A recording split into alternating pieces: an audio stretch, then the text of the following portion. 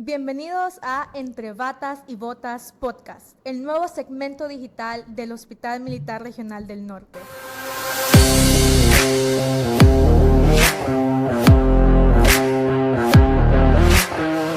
En donde unimos ciencia, salud y experiencia real en nuestra unidad militar médica. Hoy estrenamos nuestro primer episodio con el tema resistencia antibiótica. Y para este tema tenemos a dos invitados expertos y claramente de nuestra casa. Por este lado tenemos al doctor Romero, infectólogo pediatra. Y por este lado tenemos al teniente auxiliar de sanidad Javier Varela, doctor en microbiología con especialidad en enfermedades tropicales. En estos próximos minutos no vamos a hablar con términos médicos complicados. Vamos a hablar de ti, de mí, de la farmacia de la esquina, en donde compras esas pastillas que tienes guardadas ahí en el cajoncito por si acaso, para que comprendan que a veces esas pastillitas son mucho más complicadas y más peligrosas de lo que creen. Cuéntenos qué es lo que vamos a descubrir hoy. La importancia del buen uso de los antibióticos y cómo las bacterias nos están ganando la guerra y generando aumento de resistencia antimicrobiana. Okay. Por aquí veo que dice cómo diferenciar el enemigo, virus o bacterias. Algo que pasa muy común en la comunidad es que usamos los antibióticos independientemente si se trata de un virus o de una bacteria. Que como usted lo comentaba previamente, la gente siempre tiene acceso a los antibióticos en una pulpería, en una farmacia, porque son de venta libre. Hasta el momento sé que la Secretaría de Salud está promulgando leyes para poder establecer un control de uso de antibióticos a nivel comunitario, sobre todo en pueblos donde la amoxicilina o la amoxicilina, como la conocemos frecuentemente en esos lugares, se vende libremente y que la mayoría de las personas la compran para controlar la tos. En la casa de todo el mundo tenemos ahí alguito de, infección, amoxicilina. Y todo el mundo bebe, lo que considera que... Es de los principales errores que se cometen.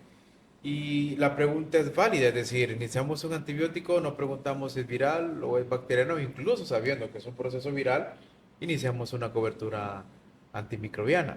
¿Y cómo diferenciar desde el punto de vista algo viral con algo bacteriano? Bueno, usualmente las infecciones virales son más frecuentes tanto en adultos como en niños. Las infecciones virales pueden ser con o sin fiebre. Fiebre de moderado grado, 38,5, 38 grados. Altas, 39 hasta 40 grados. Pero usualmente son autolimitadas y el manejo es total y completamente sintomático, es decir, hidratación. Y ante lo que es el control de la temperatura con antipiréticos, acetaminofén, en algunos casos ibuprofeno. Ahora, dada la frecuencia, el manejo es justamente ese. Sin embargo, nuestra cultura es tomar un antibiótico. Automedicarnos. Automedicarse, sí. No importa edad, no importa género, en las casas generalmente uno se suele automedicar, incluyendo los niños. En el caso que usted mira a los niños pequeños, por ejemplo, las mamás, y lo digo porque pues ha pasado en mi casa muchas veces, un niño pequeño tiene calentura o fiebre, y ya dicen, eso debe ser infección, hay que darle amoxicilina al niño, hay que darle tal cosita al niño. Entonces, este también es como un llamado a la atención. Sí, lo ideal es no automedicarse o autoprescribirse lo que es un antibiótico. Idealmente siempre deben ir y asesorarse con un médico que esté calificado para la atención en estos casos. Bueno, aquí teniendo la oportunidad de tener al teniente Varela acá, también qué es lo que pasa cuando nosotros tenemos o estamos consumiendo antibióticos, qué pasa con la flora propia de nuestro cuerpo, ¿no? Porque lo que decíamos al inicio, que usualmente se cree que consumir un antibiótico solo es para contrarrestar una infección y matar la bacteria que me está causando la infección como tal, si en caso fuese una bacteria, ¿no? Pero cuando no se trata de una infección bacteriana, sino que de una infección viral, ¿qué es lo que hace un antibiótico al cuerpo? Yo creo que podríamos comenzar diferenciando para que nuestra audiencia haga la diferencia y entienda el por qué un antibiótico no lleva una infección viral, diferenciando lo que es un virus y una bacteria. De manera general, Una bacteria es una célula que tiene, vamos a llamarlos órganos, aunque no se le denomina así, con los cuales él produce todo lo necesario para sobrevivir. Ella produce sus propias proteínas, su propio ADN, tiene sus propios métodos de protección, etcétera. Es una célula completamente viva.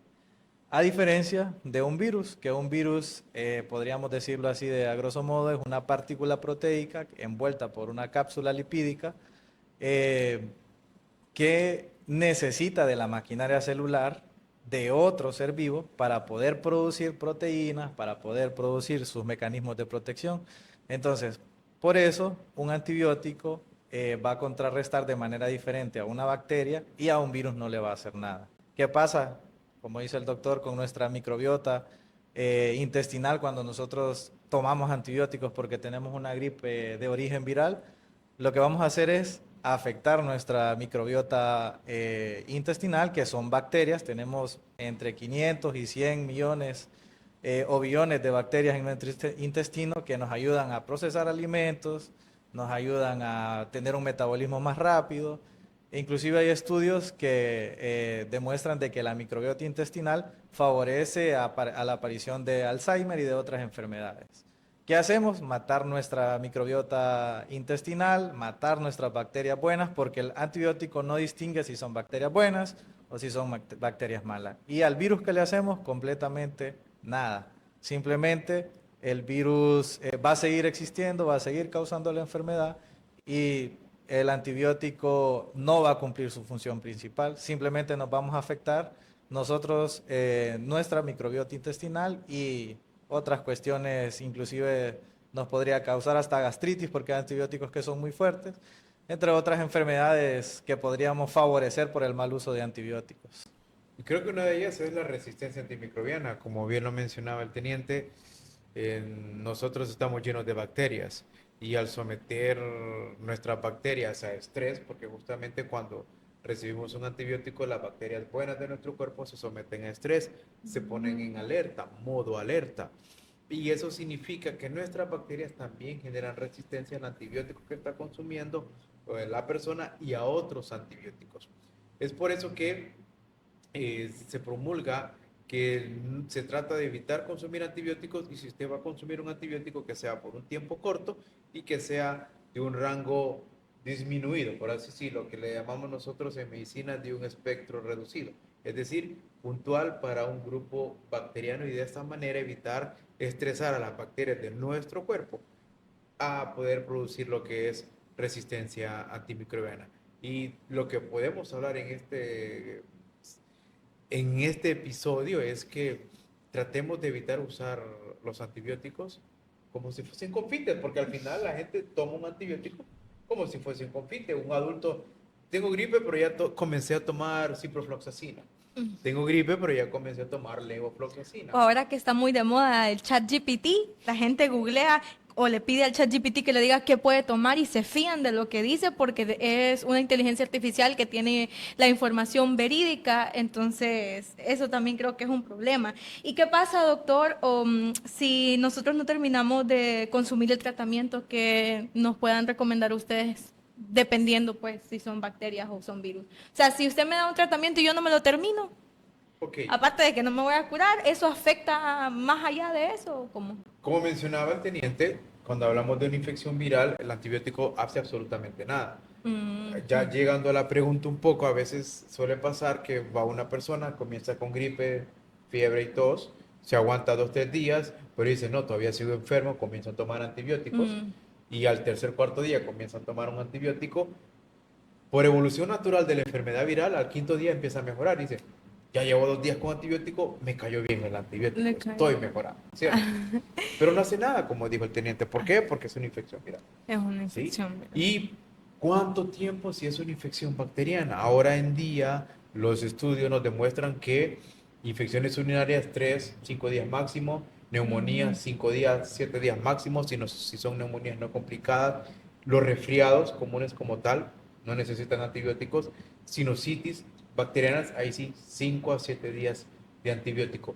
Pero hablar de tomar antibióticos más de 10 días ya no es Ya, necesario. O sea, un tiempo prudencial de tomar un antibiótico es de 5 días. Ahora, ¿Qué pasa si no tomamos un antibiótico con el tiempo prudencial, por lo menos 5 días?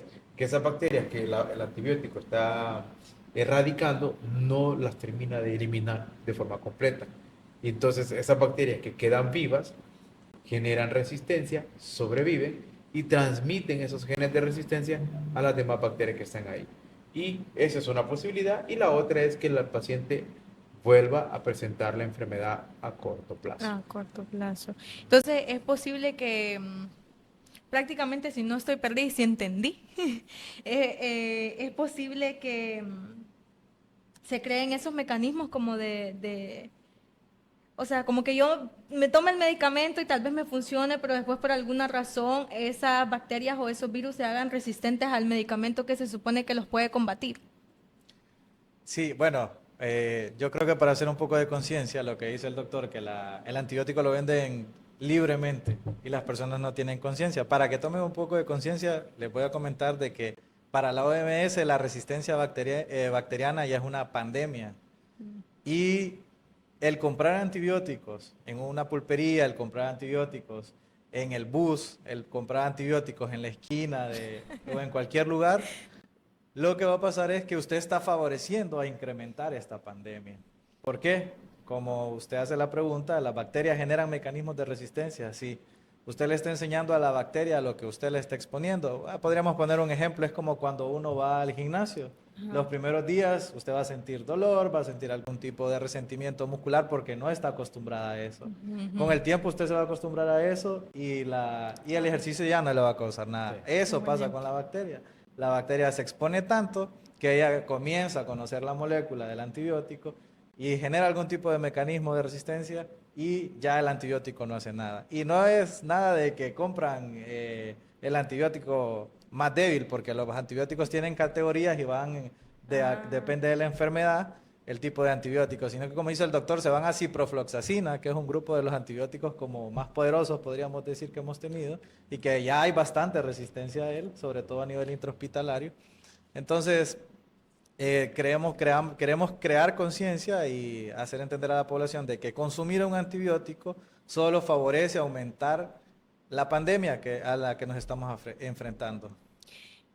Y perdón, uno de los problemas de esta pandemia es que se estima que para el 2050 más de 10 millones de personas van a fallecer por resistencia antimicrobiana. Qué Y una cosa fuerte. es como muerte directa y otra cosa es muerte asociada a resistencia antimicrobiana. Pero alguien dirá, bueno, ¿qué tiene que ver que yo me tome una ciprofloxacina para una gripe que me da en mi casa, ¿no? El detalle es cuántas ciprofloxacinas puede tomar en el transcurso de que usted tiene gripe. Dos, a medida que usted está sometiendo sus bacterias a estrés, por así decirlo, y generando resistencia en ellas, cuando Dios no lo permita, merite una hospitalización, ya no podemos entrar con un antibiótico convencional. Entramos con un antibiótico que, aún así como dicen en el pueblo, es el más fuerte de los Ajá, el más más fuertes. fuerte. ¿Y qué implica eso? Mayor riesgo de mortalidad. Y asocie usted que sea diabético, que sea hipertenso, aumenta aún más el riesgo de mortalidad. Y es ahí donde estamos hablando de muertes indirectas asociadas a la resistencia antimicrobiana. Solo por estar tomando una ciprofloxacina, levofloxacina, porque me dio gripe y estuve tomando. Que ve que eso es importante porque la gente se confía porque es medicamento que venden en la pulpería de al lado y dicen, no, este medicamento no es peligroso, no te va a pasar nada y tal, y se confían y bueno, ahí está una de las principales consecuencias, confiarse en que porque está a la vuelta de la esquina y se compra con facilidad y es barato, Es barato. no nos puede pasar nada malo y realmente sí tiene consecuencias graves. Y eso barato sale caro, porque tampoco le comprar un antibiótico a 15 pesos la tableta significa que es de buena calidad. Lo Sí. único que es bueno es para generar resistencia en el paciente. Es lo único para que es bueno, nada más. Y ¿hay alguna posibilidad de que las bacterias aprendan? Que por aquí, pues leyendo un poco, ¿verdad? Porque veo que hay algo sobre eso. El teniente. Bueno, como le mencionaba, las bacterias digamos, no aprender. Bueno, sí, la verdad que sí, se podría decir aprender, porque aprenden a defenderse. Ellas, al exponerse tanto a un antibiótico, ellas comienzan a conocerlo. De alguna manera, porque podríamos pensar que no son seres conscientes, de alguna Sí, manera ellas sí, comienzan... uno no creería que una bacteria es consciente o algo por el Sí, estilo. podríamos pensar que no aprenden, pero Ajá. de hecho sí aprenden.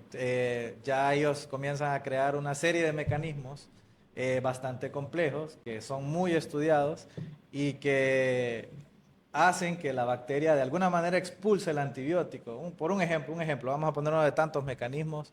La bacteria expulsa de su interior el medicamento. En algún momento, por los años 60, 70, las Uy. bacterias se diferenciaban de acuerdo a ciertas características. Un ejemplo, doctor, es el Staphylococcus, que antes era Staphylococcus comunitario, Staphylococcus intrahospitalario, Staphylococcus asociado a ganado.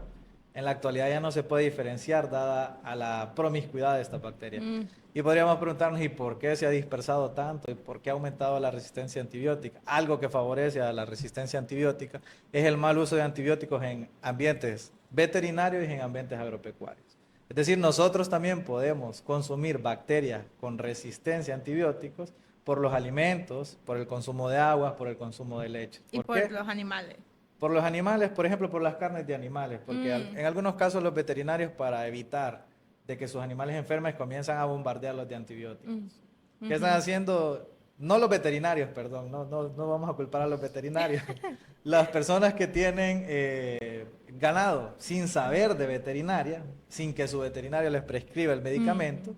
compran medicamentos antibióticos y se van siempre a lo más fuerte, ciprofloxacina, y de su familia, las quinolonas, vamos a decir, y empiezan a inyectar su ganado, a darles en el agua, en los alimentos. ¿Qué pasa? Estos animales consumen esos antibióticos, sus bacterias se hacen resistentes y esas bacterias son incluso defecadas, caen en aguas, las aguas se Ay. contaminan, con esas aguas se riegan las hortalizas. Entonces es toda una cadena. De hecho, por eso ahora, no sé, doctor, si usted ha escuchado hablar del tema One Health, una sola salud. De hecho, en el 2015 la Organización Mundial de la Salud estableció el término One Health y va desde la salud animal, la salud humana Mm. y va en relación a lo que mencionaba el teniente. Todo el mundo dice que hermosa esa vaca, ese ganado está sano. Sí, pero para mantener sano ese ganado consumen millones y millones de antibióticos para mantenerlo sano. O sea, Sano. es como una profilaxis antimicrobiana. Entonces, todo ello genera resistencia en las bacterias propias de los animales, y es ahí donde venía la pregunta: ¿cómo se transmiten o cómo se protegen las bacterias? Es decir, un antibiótico erradica el 80-90% de la población bacteriana que está tratando de erradicar.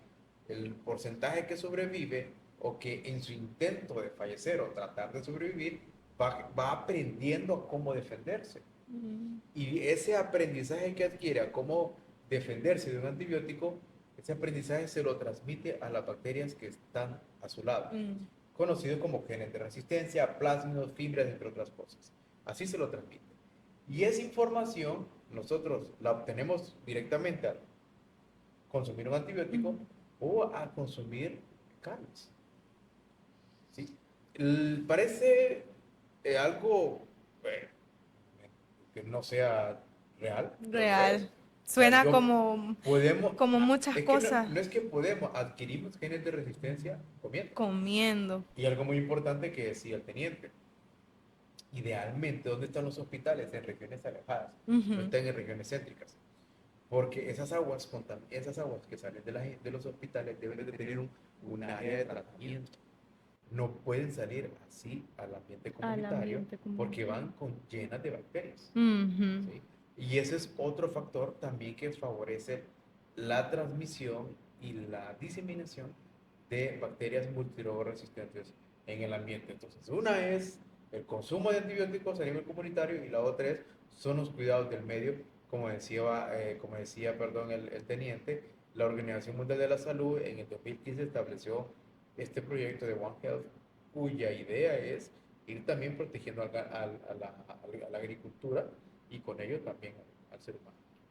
Algo interesante es que las bacterias, al igual que los seres humanos, nosotros los seres humanos heredamos de nuestros padres Ajá. ciertas características, por ejemplo, el color de los ojos, el color de piel, el tipo de pelo, el color del pelo. Las Ujú. bacterias transmiten a sus nuevas generaciones esos genes de resistencia que nosotros denominamos. Es decir, esas características de fortaleza que ella adquirió enfrentándose al antibiótico, se la Ajá. transmite a sus nuevas generaciones. Podríamos decir, sus hijos ya Ajá. vienen resistentes O a sea, esos como la... antibióticos. Ah, Y se las van a heredar de generación en generación. ah, Entonces, es por eso que el cuidado del uso de antibióticos qué es algo interesante, muy importante. qué interesante. Bueno, y hay algunos errores cotidianos en casa, ¿verdad? Entonces aquí tenemos una dinámica de mito o de realidad, en donde se ha recopilado, se han recopilado algunas frases que son como las que más escuchamos y las que más vemos, ¿verdad? Ya sea en nuestra casa, en la calle, en la oficina, con el amigo, con el vecino, con el tío, con el abuelo, etcétera. El mito número 1. Aquí los expertos nos dirán. Dice que los antibióticos son buenos para todo lo que sea fiebre alta. Totalmente falso. Falso. Totalmente falso. Falso. Ok. Fiebre alta en un paciente, en niños usualmente es más un proceso viral. Y algo, aprovecho de decir que usualmente una infección bacteriana en el paciente puede no tener fiebre y verse muy mal. Séptico que decimos Sí, nosotros, ¿no? séptico. ¿Sí? Y un niño puede tener fiebre de 40 grados o incluso un adulto de 40 grados, se pone mal, pero no se ve séptico, es decir, ¿sí? Es distinto. No siempre algo que aclaramos a la gente es que fiebre alta no es indicativo de infección bacteriana. ¿Sí? Y la gente suele todo el tiempo que es fiebre, por alta o bajita No. que sea, decir que es infección. Incluso mucho personal médico así lo cree Sí, también. sí. Pero no, el hecho Yo- de fiebre alta no es sinónimo de infección bacteriana. Para que más o menos sepan las personas, la fiebre alta es un mecanismo de defensa del cuerpo ante cualquier ente o cambio que él tenga, no necesariamente por un agente bacteriano. Sí. Eso está muy interesante. Luego, como mito número 2, tenemos la típica frase de, ay, es que mi tía se tomó una amoxicilina y le funcionó, entonces yo me tomé una a ver si me funciona. ¿Qué tienen que decirme Totalmente respecto falso. a Y eso? un Falso, error. falso. Total y completo error. No todos los cuerpos son iguales, ¿cierto? Los tratamientos médicos son, bueno, dirigidos y personales. O sea, lo que a mí me funcionó no quiere decir que le va a funcionar a usted, porque, bueno, el doctor lo puede explicar mejor. Todo depende de la cantidad de antibióticos, de medicamentos en general que se administra, depende del tamaño, de la edad, del peso de la persona, de la masa, de un montón de factores. Y además, perdón, hay infecciones virales que de repente ustedes lo han escuchado decir, ayer estuve mal, pero hoy me siento mejor. Ujú. ¿Y qué es lo que pasa? Hay gente, suele pasar eso, que hoy nos comenzamos a sentir mal, tomo una amoxicilina, me la tomo otra en la tarde y al día siguiente estoy mejor, el antibiótico. Y usualmente es un proceso viral transitorio de corta duración y eso es todo. Ajá. Y cabe recalcar que de ahí a veces viene la mala fama que le damos a los pobres doctores nosotros mismos, porque como la tía se lo tomó y a la tía le funcionó, pero yo me lo tomé y no me funcionó, y luego le pregunto a la tía, porque tal vez a la tía se lo recomendó un doctor y sí hizo bien su proceso, pero yo no hice el proceso bien porque yo no fui al doctor, sino que lo hice porque el doctor se lo dijo a la tía. Es correcto. Entonces luego yo digo, no tía, ese doctor donde fue usted no sirve porque a mí eso no me funcionó, pero no es la culpa del doctor, es culpa mía porque no estoy haciendo las cosas bien. Entonces ellos se ganan también la mala fama de por gusto, así que no seamos necios en casa y hagamos las cosas como deben de ser, pues. Mito número 3. Dice los antibióticos más caros o inyectados son los mejores. Totalmente falso. Lo que hemos hablado previamente, entre menos espectro tenga y más reducido, más dirigido sea el tratamiento, mejor es. Y usualmente esto va asociado a un costo mucho menor, ¿cierto? Por tal razón, no siempre entre más amplio, entre más caro sea un antibiótico, mejor es. Cada antibiótico está prescrito para una indicación precisa. Ujú. Sí, la verdad que yo creo que tendremos que ser bastante responsables, porque a veces, bueno, yo he escuchado incluso a ciertos vecinos míos que le dicen a la persona, en la pulpería a veces le dicen, no, anda enferma, inyéctese una ciprofloxacina, y uno que más o menos sabe del tema es como una ciprofloxacina Exacto. para Oye. una gripe que ni sabe si es viral. O incluso le aconsejan, porque también ya he escuchado, le aconsejan a uno mezclar medicamentos. Mire, tómese una tal con una tal y le va a El funcionar. famoso cóctel que le llaman. Ajá. Sí. Y uno hace la mezcla porque la vecina le dijo. Sí. Suele pasar. Suele pasar bastante.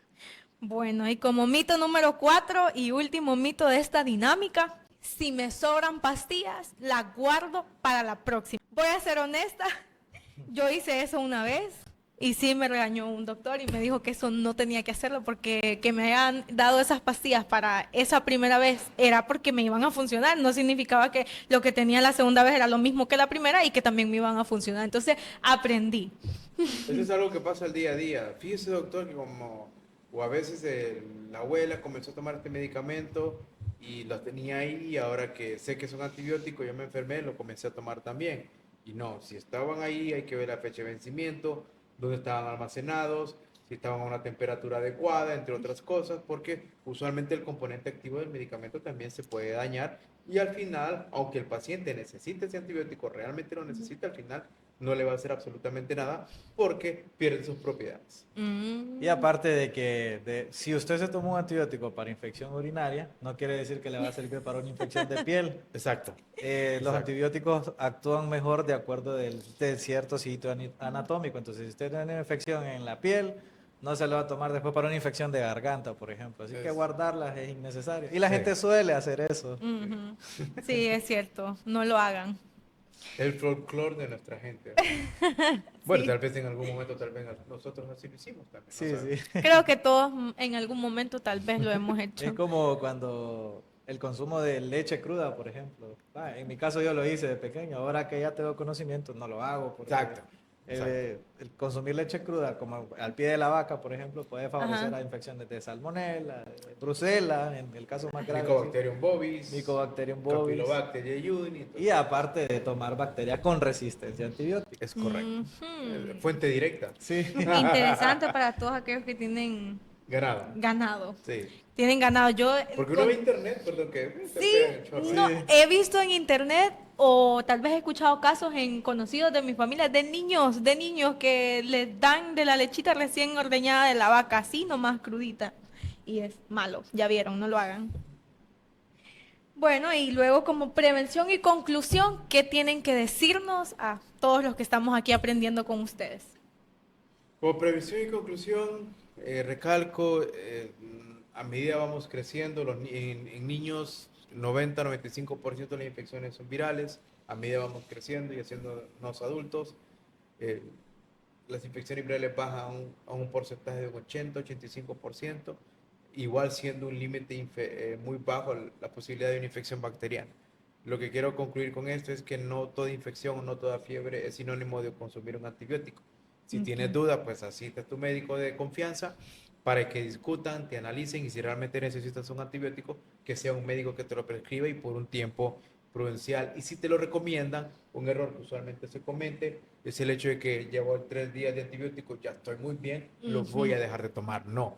Si te dijeron 5 días, completar los 5 días. Si te dijeron 7 días, Ajá. completarlo a 7 días. La resistencia antimicrobiana nos está ganando la batalla y un problema muy grande que está pasando en la actualidad, la resistencia va aumentando y disponibilidad de antibióticos para poder contrarrestar estas bacterias cada vez es menos y no se están produciendo antibióticos. Por lo tanto, estamos perdiendo la batalla contra la resistencia antimicrobiana y ese es un llamado a la población de ser un poquito más juiciosos en cuanto al uso y consumo de estos antibióticos. Y eso es muy real, doctor, porque la verdad que yo creo que la mayoría lo hemos hecho y yo me incluyo con toda y la pena, pero me incluyo que me han recomendado medicamentos tal vez para 5 días y tal vez solo tomo 3 porque me siento bien al tercer día y digo, no, ya me curé, pero realmente hay que terminarse el tratamiento, pero ya aprendí, pues, entonces ustedes también termínense su tratamiento cuando su médico se los indique por tanto tiempo. Yo creo que nos tenemos que hacer conscientes del problema al que nos estamos enfrentando y deberíamos de preguntarnos de qué manera podemos colaborar a evitar la propagación o a aumentar esta pandemia. Para disminuir esto, deberíamos de preguntarnos, ¿estoy tomando el medicamento correcto? Y si usted no es médico, no se automedique.